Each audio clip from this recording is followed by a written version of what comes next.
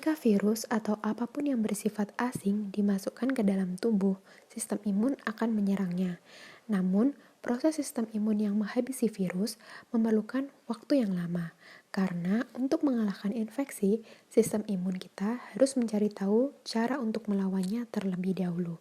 Sementara proses ini berlanjut, virus akan terus menyebar dan berlipat ganda, sehingga tubuh yang terinfeksi akan jatuh sakit.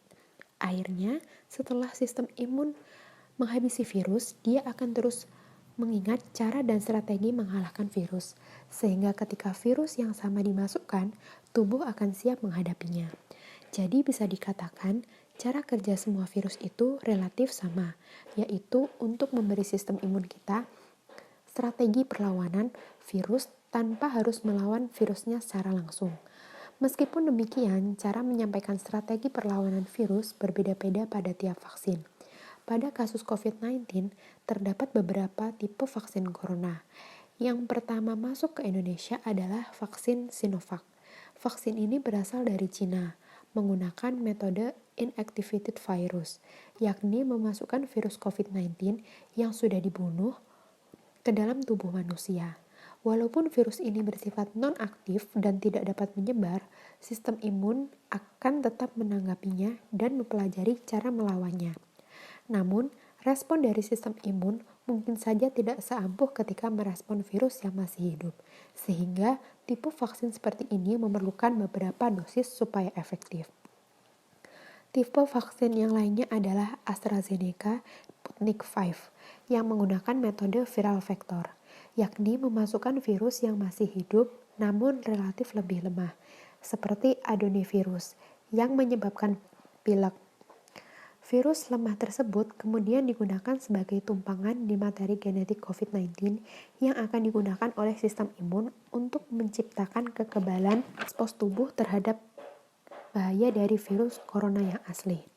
Vaksin selanjutnya adalah mRNA, Pfizer, dan Moderna. Jadi, dalam COVID-19 terdapat protein yang sangat penting. Protein ini digunakan oleh COVID untuk memasuki sel tubuh manusia dan membuatnya lebih mudah menular. Anggap saja ini sebagai senjata yang membuat COVID terlalu overpower. Nah, logikanya adalah jika kita dapat membuat tubuh kebal terhadap protein ini, maka tubuh akan kebal terhadap COVID-19 secara keseluruhan.